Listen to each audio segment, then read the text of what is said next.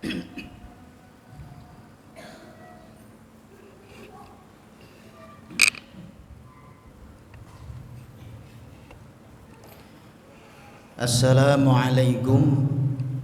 warahmatullahi wabarakatuh.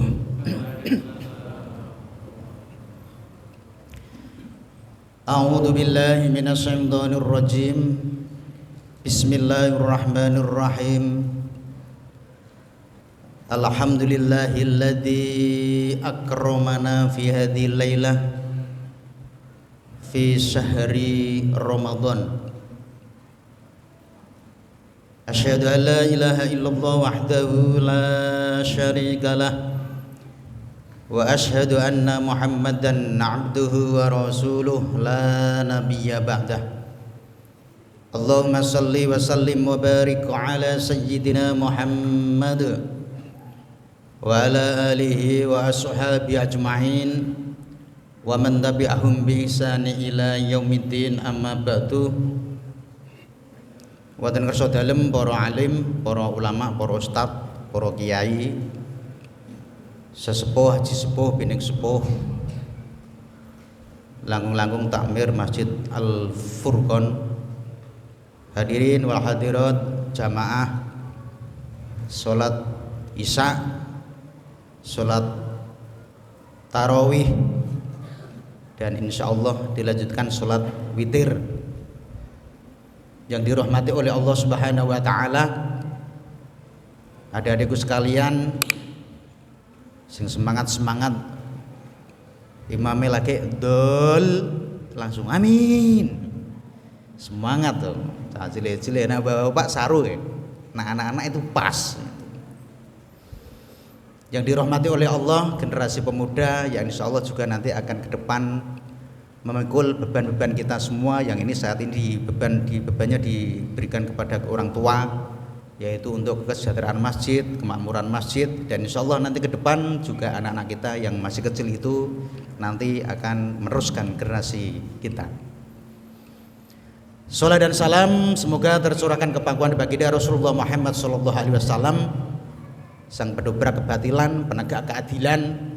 Mudah-mudahan kita diaku umatnya dan sekaligus mendapatkan pertolongan atau syafaatnya besok di yaumil qiyamah. Amin ya rabbal alamin.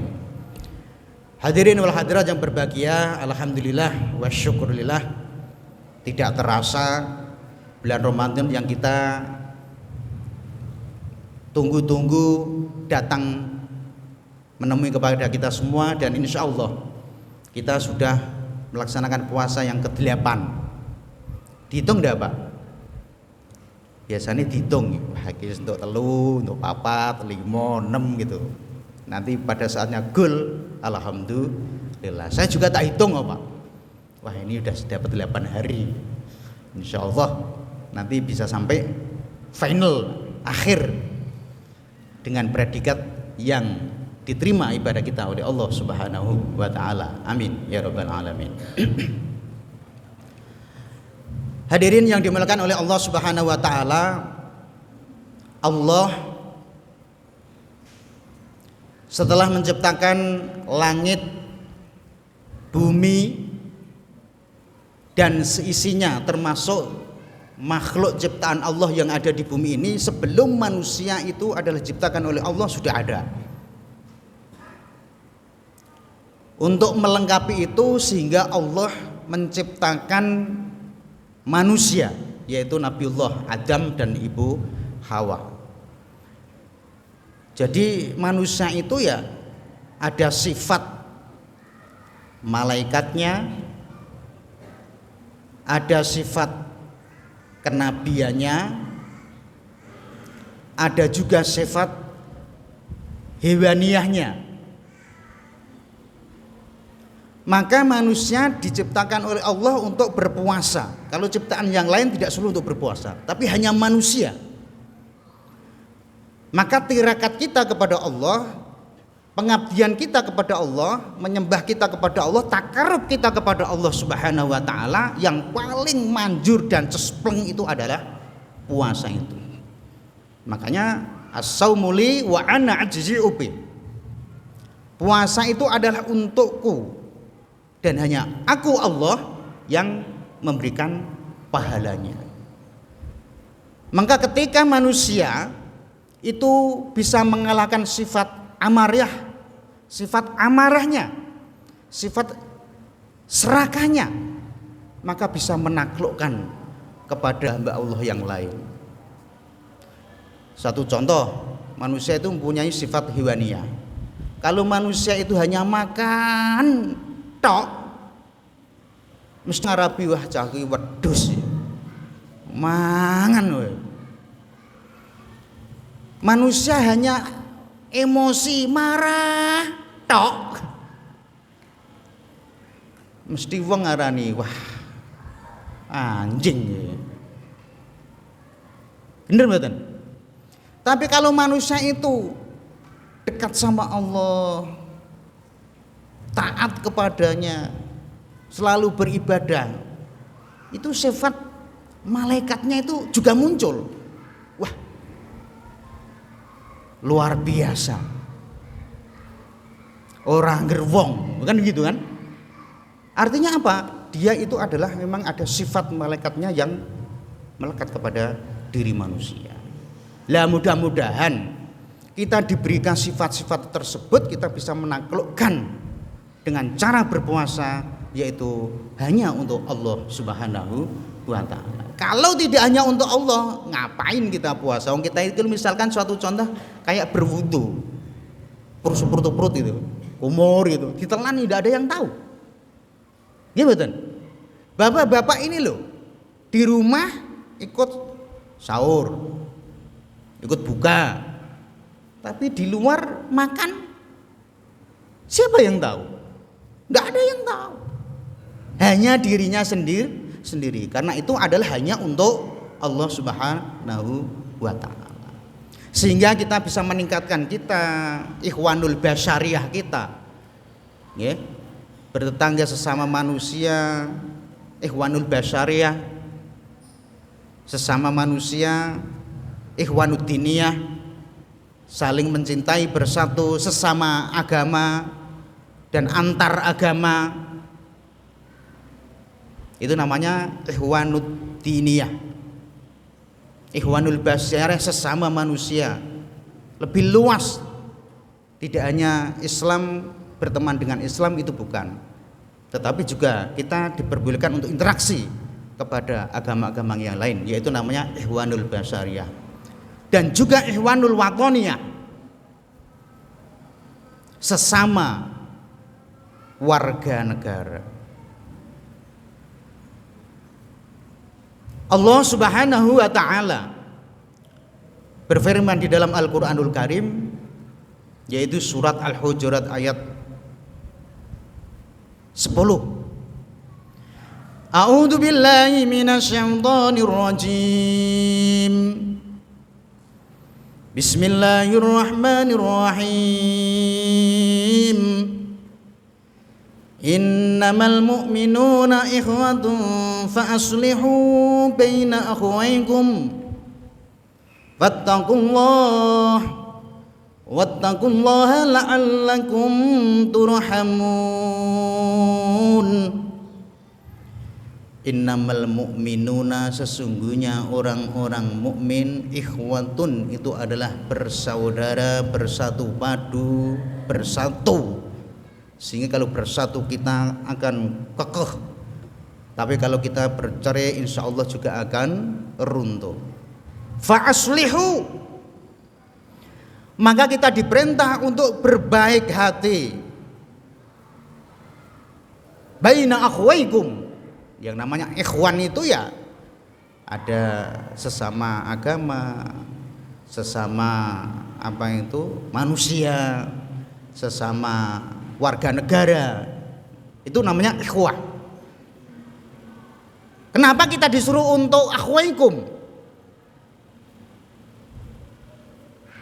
La'allakum turhamun, la'allakum, supaya kita kalian ini adalah mendapatkan rahmat. Turhamun itu artinya rahmat. Rahmat itu kasih sayang oleh Allah Subhanahu wa ta'ala. la'allakum turhamun, supaya kita semua itu mendapatkan rahmat kasih sayang dari Allah Subhanahu wa taala. Kalau saya menggambarkan Pak, manusia itu ibarat ini loh, jeriji tangan. Ini kan pating celungat nggih. Tidak ada yang sama. Ya memang Allah menciptakan manusia ya berbeda itu seperti ini. Tetapi kalau mau bersatu insya Allah ketika dikumpulkan sama ndak ini?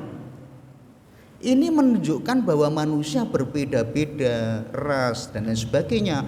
Allah itu adalah tetap tujuannya adalah menjadi satu, yaitu untuk kebersamaan.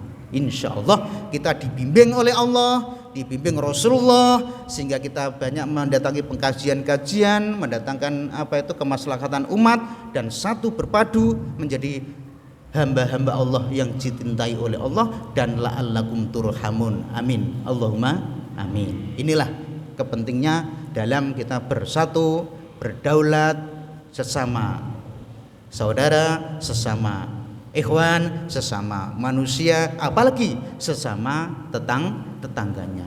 Mudah-mudahan rangkaian ibadah kita, mulai dari puasa kita, tadarus kita, sholat tarawih kita, sholat witir, apalagi nanti malam ditambah dengan sholat hajat, sholat taubat, sholat istikharah dan lain sebagainya, maka anak-anak kita, dzurriyyah kita, keturunan kita dibimbing oleh Allah Subhanahu wa taala, dan insyaallah hakikat kita pada saat takarub kepada Allah menjalankan puasa betul-betul menjadi manusia yang la'allakum tattaqun.